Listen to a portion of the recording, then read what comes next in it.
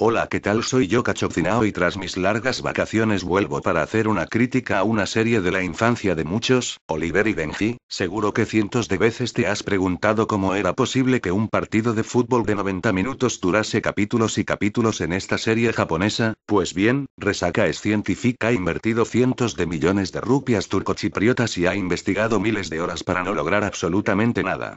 Y, como nos hartamos de trabajar, pues decidimos sacarlo de internet, que es más fácil y no gastamos dinero en aspirinas. Aquí está este documento que cambiará tu idea sobre la vida, la tierra y el fútbol. Para encontrar la distancia a la que se ve el horizonte, basta un poco de trigonometría. El radio de la Tierra, 6.327 kilómetros, el radio de la Tierra más la altura del observador, calculémosle 1,70 m, aunque sean japoneses, y por tanto pequeñitos, y la línea que va de los ojos del observador al horizonte forman un ángulo rectángulo. El ángulo al centro de la Tierra resulta ser beta. De aquí se puede deducir la ecuación. 6.378 kilómetros igual 6.378,0017 kilómetros cos, beta. Es de ella de donde se puede obtener el ángulo al centro de la Tierra, beta. Como final de la parte científica, la distancia del observador a la línea del horizonte se puede calcular como 6.378,0017 kilómetros sin, beta. Ah, ¿que queríais solo la medida? Bueno, la cuestión es que la distancia a que una persona de 1,70 m de altura ve el horizonte es de alrededor de 4,5 kilómetros, teniendo en cuenta que la línea de puerta aparece cuando un jugador está, más o menos, a 3/4 de la longitud del campo. Es fácil deducir que Oliver y Benji juegan en un campo de aproximadamente 18 kilómetros de longitud. Y aquí comienzan las cuestiones que a uno le acuden a la cabeza inmediatamente. ¿A qué velocidad media corre Oliver, o Marco Julián? ¿A 150 kilómetros por hora? Esto explica por qué este pobre enfermo del corazón no consigue nunca acabar un partido. Pero hay más preguntas. ¿Os habéis fijado en cuando Oliver Atom chuta desde su área un balonazo que atraviesa los 18 kilómetros de campo, agujerea la red e incluso la pared del fondo? La pregunta obvia es: ¿hacen controles antidopaje en Japón? ¿A qué velocidad dispara Oliver? ¿A 16.800 kilómetros por hora? ¿No rompería la barrera del sonido varias veces? ¿No se reventaría el balón varias veces? ¿El balón es en realidad un balón o una bala de cañón de la Primera Guerra Mundial? ¿Cómo puede un portero como Benji parar un cañonazo de Oliver? ¿Le arrancará los brazos o parará el balón disparando un misil tierra-aire con un misil Sidewinder? ¿Usará un bulldozer? Y poniéndonos tétricos, ¿y si el balón impacta en la cabeza de otro jugador, o en otro jugador, nada más ser disparado a la velocidad de 16.800 km/h? ¿Le arranca la cabeza o lo atraviesa? ¿El balón revienta? ¿Revienta la cabeza? ¿Cómo logra Oliver que no se le salga a los huesos de la pierna? ¿Dando varias vueltas sobre sí mismo hasta que acabe el giro por inercia? Otra más. ¿Qué esquema de juego usan? ¿Será el 1-1-1-1-1-1-1-1-1? ¿En qué consiste la técnica del contragolpe? ¿Cómo reclaman los defensas fuera de juego? ¿Disparando una bengala al aire? ¿Cómo detienen a un jugador lejano? ¿Le disparan a las piernas, o hasta que se detenga? Si un hincha enfervorecido invade el campo, ¿cómo y cuándo lo pillan? ¿Usan un misil tierra-tierra? ¿Llaman a Mazinger Z? Si un jugador cae a tierra, ¿no se arriesga a morir antes de que lo encuentren? ¿Cómo se puede hacer una obstrucción? Al final del partido, ¿pasa el autobús a recoger a los jugadores, o deben dirigirse solos al vestuario? ¿Cómo sabe el árbitro si los jueces de banda señalan algo? ¿Con emisoras de radio? Si uno atraviesa a la carrera todo el campo, regatea a todos, portero incluido, digamos tras un par de horas de carrera, y tira a puerta vacía y falla, ¿qué hace? ¿Se mete un tiro allí mismo? Y cuando descubre que el partido había acabado hace media hora, e incluso había pasado el descanso, ¿cómo hace después el que corta el césped para mantenerlo cortado? ¿No crecerá otra vez la hierba antes de que termine de realizar su trabajo?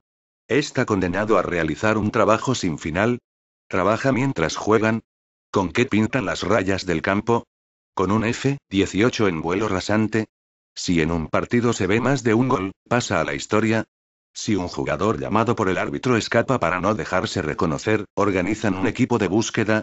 Si un equipo consigue mantener el control del balón durante, digamos, 3/4 de hora, y un jugador lo pierde, ¿qué le hacen? ¿Vivisección? Cuando deben hacer un cambio, envían a los scouts a avisar. ¿Cuántos asientos hay en las tribunas? ¿Caben los habitantes de países enteros en las gradas del campo? Para encontrar tu asiento, debes llevar un GPS. ¿Un Vespino? ¿Los ultras se comportan como de costumbre, o están demasiado lejos? ¿Con qué lanzan objetos al campo? ¿Con un bazooka? ¿Cómo ven algo de lo que ocurre en el lado opuesto del campo? ¿Con retransmisiones vía satélite?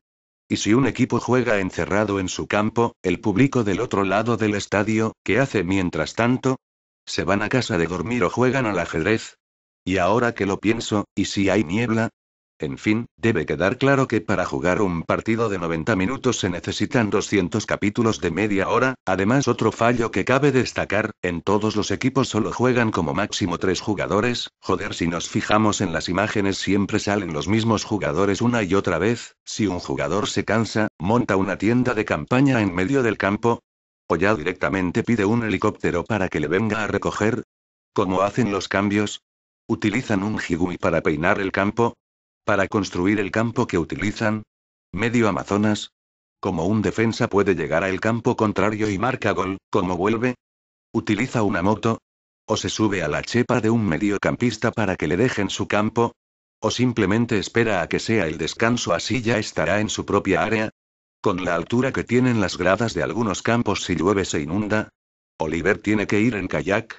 ¿O como él tiene categoría utiliza una lancha motora? ¿Los que no sepan nadar, qué hacen? ¿Se ahogan? ¿O utilizan un submarino nuclear soviético de la Guerra Fría? Si no encuentran a un jugador, que utilizan un Blackbird. Volviendo a lo de antes, ¿de qué está hecho el balón? ¿De hierro? ¿O de una aleación de tungsteno? Si llega a haber un campo en Marbella, ¿construyen media línea de playa allí? ¿Qué pasa si cuando están derribando el campo quedan aficionados dentro? ¿Los echan a patadas? ¿Envían un batallón de ejecución al lugar?